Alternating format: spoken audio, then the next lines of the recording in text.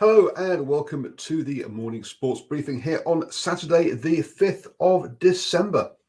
And boy, it's a lovely weekend day out there, and we have a lot of sports to get through. We have the cricket, the news not only from the opening test match between New Zealand and the West Indies, but also their A game, the one day. The one day international, T20 international over in Australia, India, and also news from England's tour to South Africa. There is more news off the water for the America's Cup. The Warriors won't be able to train where they want to. The 18 in 18 reached its semi-final stage last night. The hockey will be.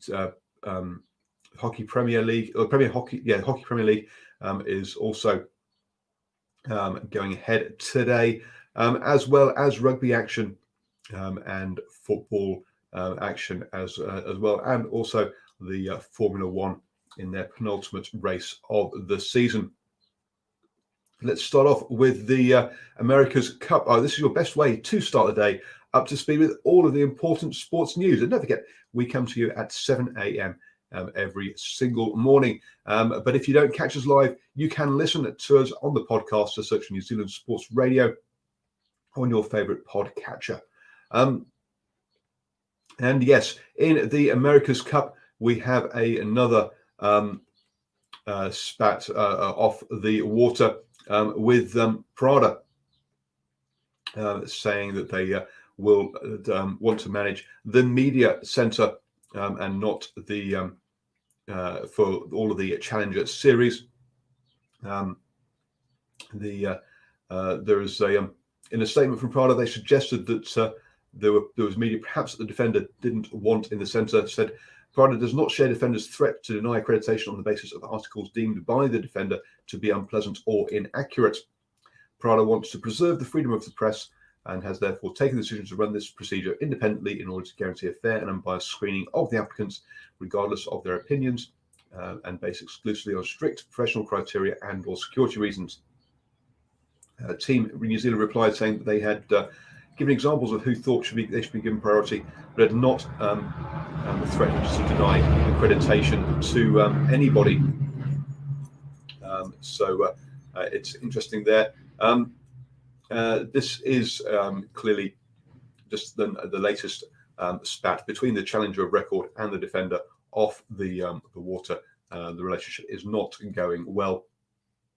It also may be reference to the relationship between Team New Zealand and NZME, the people behind, obviously, the New Zealand Herald, who published allegations that ended up with an investigation into Team New Zealand by the government agencies around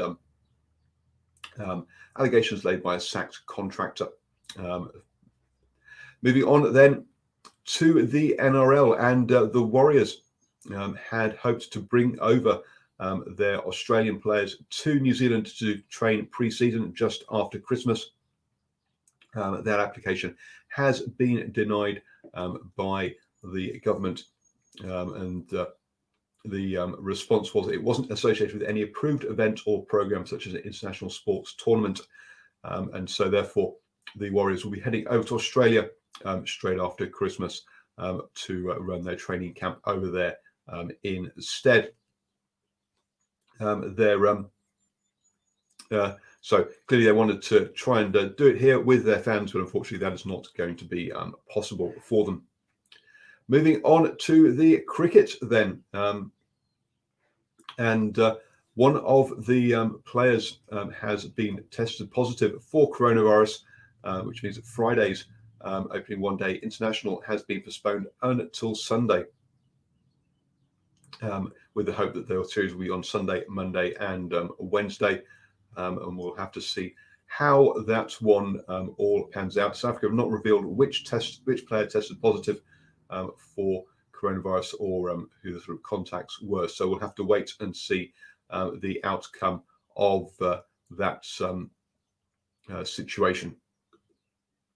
Over in Australia and in the opening T20 international, India posted a score of 161 in the opening innings, led by Rahul at the top of the order with 51 off 40 balls, but also Jadeja scored 44 off 23 balls towards the end to give them a little bit of a big acceleration there. Controversy though was around the use of the concussion replacement as Chachal the spinner came in and bowled his 4 overs, taking 3 wickets for only 6.25 and over. So there was an argument between the umpires and Justin Langer as to for his replacement at the change, and I'm sure that is something that will be discussed as part of the as part of swinging from the hip on Monday evening. Over here in New Zealand, and West Indies A were taking on New Zealand A over in Mount Maunganui, and the West Indies A posted 322 in their innings. In reply, and this is at the end of day 2, New Zealand with 321 for 3, with Phillips at the top of the order, scoring 136, joined by Salford, his opening partner, who also scored 111. The opening stand of 226 there really set things going. But Chapman also scored 45 at the moment. Carter and Mukherjee are both on single figures there in that one. But you got to say, a decent second innings, decent innings lead there. Also, that New Zealand A should be able to post for that one. Over in the Test match in Hamilton, and it was all about Kane Williamson on the second day, who scored 251 and to help New Zealand reach 519 declared. Latham at the top of the order, obviously was helped with that one, putting on a 154 for the second wicket with Williamson. After that, though, most of the other people were basically getting in there, getting themselves out, and no one really stuck around until Jameson, who scored his half century, getting to 51 with him. On the bowling, and most of the wickets were taken by the opening bowlers, Roach and Gabriel. They both took 3 each. As we said yesterday, Holder again, the only bowler really to exert any control on the day. The West Indies, in reply, of their 26 overs, scored 49 runs for no loss. Braithwaite on 20 and Campbell on 22 there. So they saw themselves safely through to the close of the day. And let's be honest, already looking like they're trying to save this test and make it a draw. So a lot of batting to come over the next 3 days for the West Indies. Moving on then to the basketball, and we had a first semi-final last night as the Breeze, who finished top of the table, took on 4th seed Swish, and the Breeze duly showed why they are the top seed, winning 77-64 in that one. Their top scorer was Kelman Poto with 16. But they used this opportunity to give a lot of their squad some game time. And Tinin came on with only 14 minutes on the floor, scored 15 points to be second highest scorer there. Yes, using her time very well, limited time opportunity very well there in that one. For the Swish, Whippy led the way as usual with a double, scoring 17 points and 12 rebounds. But her effort was not enough in the end, and the Breeze will go through to the final as favourites. They'll be facing either the Wizards or the Gold Rush, who play this evening, and that game starts at 7:30 p.m. Over in the hockey and in the Premier Hockey League, it's the final round of the round robin in the men's tournament today. You'll see the Falcons take on the Alpiners and the Mavericks take on the Tridents. I'll be there at those games at 12 o'clock and 2 o'clock. They push back. So bring your post-match reaction. So look out for those on New Zealand Sports Radio Facebook page as it decides who will be, these games will decide the seeding for the finals tomorrow, which also take place in Hamilton as well. You've got to say that the Falcons will probably finish top of the table. And it's a question really of will the Alpiners or the Mavericks join them in the final for the first and second place, and who will be playing against the Tridents for the third and fourth place finals tomorrow. Over in the football and in the ISPS Handa Women's Premiership today, Capital Football will take on Canterbury United. That kickoff is at 11 a.m. Tomorrow, Southern United will take on Y-Bob, and Northern Lights will take on Central Football, with Auckland, who are top of the table, having a bye in this round.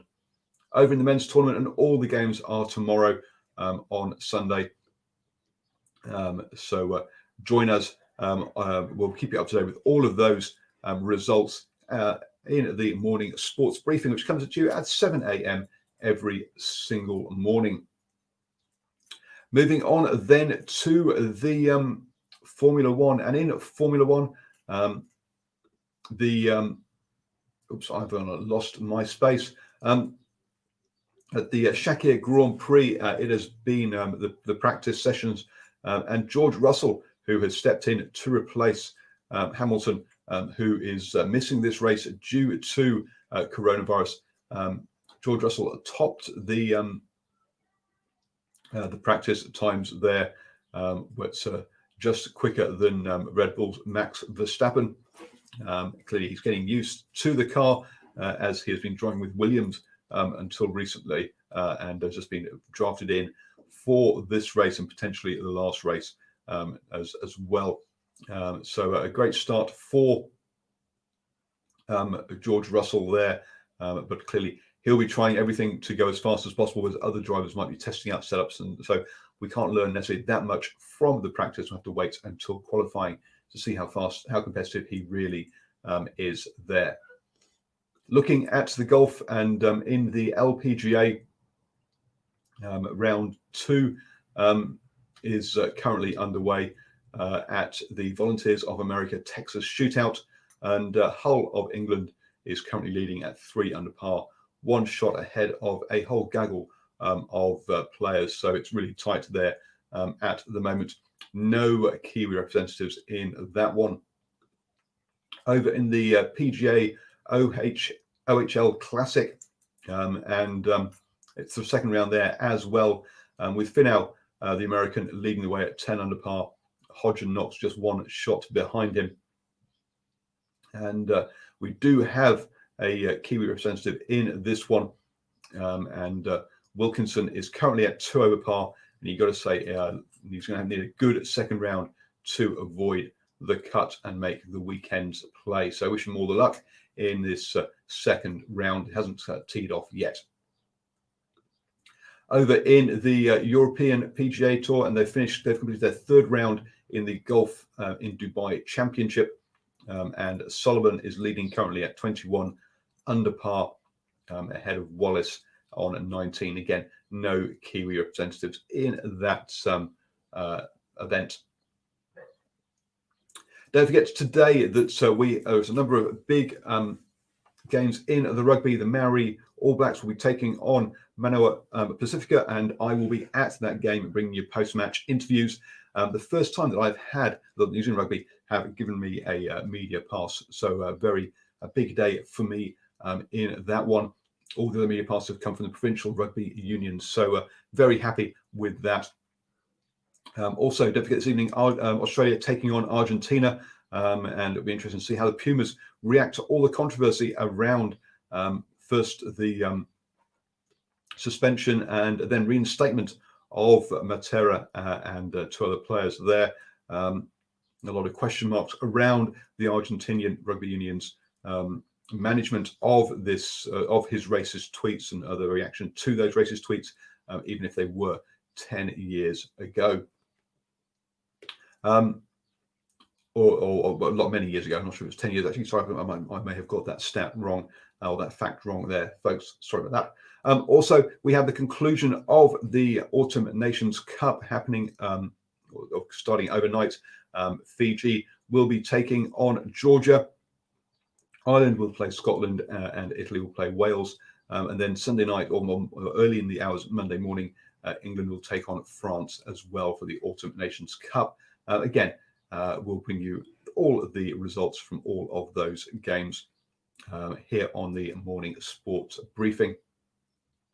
You have now started the day the best way, up to speed with all the important sports news.